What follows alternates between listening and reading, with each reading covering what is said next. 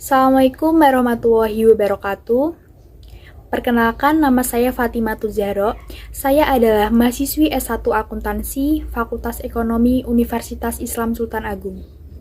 Di sini saya adalah salah satu anggota dari kelompok 3 yang akan mempresentasikan mengenai murabahah untuk memenuhi tugas Islam dan disiplin ilmu yang diampu oleh Bapak Bejo Santoso.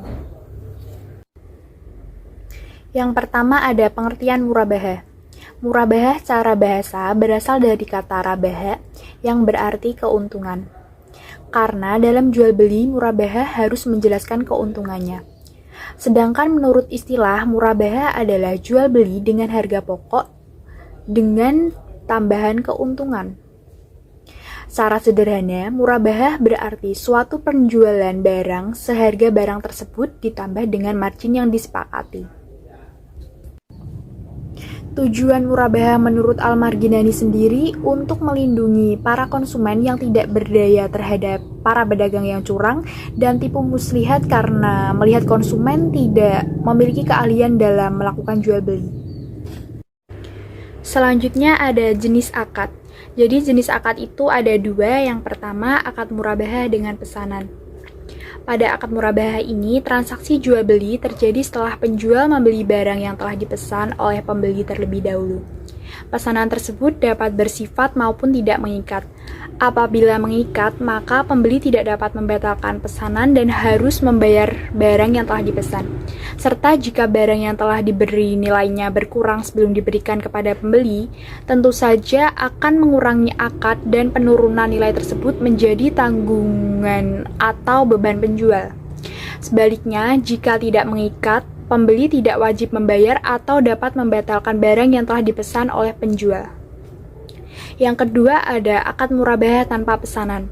Sesuai nama jenisnya, penjual dapat membeli barang tanpa harus ada pesanan terlebih dahulu dari pembeli.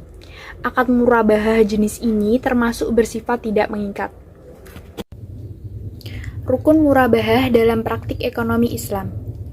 Yang pertama ada penjual atau bai, merupakan orang yang menawarkan barang atau orang yang mempunyai barang untuk diperjualbelikan.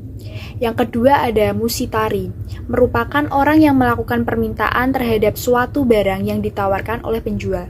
Yang ketiga ada barang atau mabi, merupakan suatu benda, objek, komoditi yang diperjualbelikan. Yang terakhir 4 ada saman, merupakan harga barang yang dijual berdasarkan harga beli ditambah keuntungan yang disepakati. Keunggulan akad murabahah. Yang pertama itu transaksi lebih transparan, kemudian mengutamakan kepentingan dua pihak. Terus yang ketiga, menggunakan sistem balas jasa atau bukan bunga. Terus yang keempat, bisa dinegosiasikan. Selanjutnya ada angsuran dibayar sesuai kesepakatan, dan yang terakhir bisa digunakan untuk kegiatan konsumtif dan produktif. Syarat murabahah. Yang pertama ada pihak yang berakad atau penjual dan pembeli. Meliputi pandai masalah hukum, dalam keadaan ikhlas tidak terpaksa atau sukarela. Yang kedua ada objek yang diperjualbelikan. Meliputi sesuatu yang diperbolehkan atau tidak dilarang oleh agama, mempunyai kebermanfaatan, mampu diserahkan dari penjual ke pembeli atau sebaliknya, merupakan hak milik penuh pihak yang berakad, sesuai spesifikasi yang diterima pembeli dan diserahkan penjual. Lalu, jika berupa barang bergerak, maka barang itu harus bisa dikuasai pembeli setelah dokumentasi dan perjanjian akad diselesaikan. Dan yang ketiga ada akad atau ijab dan qabul. Meliputi harus disebutkan dan jelas secara spesifikasi dengan siapa berakad. Antara ijab dan qabul atau serah terima harus selaras baik dalam spesifik barang maupun harga yang disepakati, tidak menggantungkan keabsahan transaksi pada masa yang akan datang, tidak menetapkan batasan waktu, misalnya saya jual kepada Anda untuk jangka waktu 10 bulan, dan setelah itu akan kembali menjadi milik saya. Dan yang terakhir ada harga. Harga jual ialah keberuntungan yang ditambah dari harga beli. Harga tidak berubah selama masa perjanjian, dan pada pembayaran harus pada waktu yang sudah ditepati. Aplikasi murabahah pada perbankan syariah. Dalam praktik di lembaga keuangan syariah atau LKS termasuk bank syariah, murabahah yang dipraktikkan pada LKS dikenal dengan murabahah al-amir bi al-ashira, yaitu transaksi jual beli di mana seorang nasabah datang kepada pihak bank untuk membelikan sebuah komoditas dengan kriteria tertentu dan ia berjanji akan membeli komoditas atau barang tersebut secara murabahah, yakni sesuai harga pokok pembelian ditambah dengan tingkat keuntungan yang disepakati kedua pihak, dan nasabah akan melakukan pembayaran secara cicilan berkala sesuai dengan kemampuan finansial yang dimiliki. Implementasi murabahah pada perbankan syariah. Misalnya, Hani mengajukan permintaan pendanaan kepada bank syariah untuk membeli rumah di Semarang. Bank tersebut menginformasikan kepada Hani bahwa harga asli rumah tersebut adalah 625 juta dan bank akan menjualnya sesuai harga asli. Dari penjualan rumah tersebut, bank menginformasikan bahwa mereka akan mengambil keuntungan sebesar 25 juta. Dengan demikian, jika Hani setuju, maka dia akan membeli rumah tersebut dengan harga 650 juta baik secara tunai maupun kredit. Perjanjian akad akan sah setelah terjadinya serah terima atau ijab qabul. Baik, ini merupakan skema murabahah. Yang pertama itu nasabah mengajukan permohonan dan perjanjian pembelian suatu barang atau aset kepada bank syariah. Kemudian jika bank syariah menerima permohonan tersebut, bank harus membeli terlebih dahulu aset yang dipesannya secara sah dengan pedagang. Bank membeli barang keperluan nasabah atas nama bank sendiri dan pembelian ini harus sah dan bebas riba. Dalam hal ini, bank harus memberitahu secara jujur harga pokok barang kepada nasabah berikut yang diperlukan. Dimungkinkan bagi bank memberikan kuasa pembelian barang kepada nasabah untuk membeli barang yang dibutuhkannya. Jika demikian, akad jual beli murabahah harus dilakukan dengan barang secara prinsip menjadi milik bank. Bank kemudian menjual barang tersebut kepada nasabah atau pemesan dengan harga jual sebesar harga beli plus keuntungannya atau margin. Nasabah harus membelinya sesuai dengan perjanjian yang telah disepakatinya. Karena secara hukum perjanjian tersebut mengikat, kemudian kedua belah pihak harus membuat kontrak jual beli. Untuk mencegah terjadinya penyalahgunaan atau kerusakan akad atau perjanjian tersebut, pihak bank dapat mengadakan perjanjian khusus dengan nasabah. Kemudian, nasabah membayar harga barang yang telah disepakati tersebut pada jangka waktu tertentu yang telah disepakati. Dalam jual beli tersebut, bank dibolehkan meminta nasabah untuk menyediakan jaminan dan atau membayar uang muka saat menandatangani kesepakatan awal pemesanan. Hal ini untuk menghindari cedera janji dari nasabah. Jika nasabah kemudian menolak membeli barang tersebut, biaya real bank harus dibayar dari uang muka tersebut.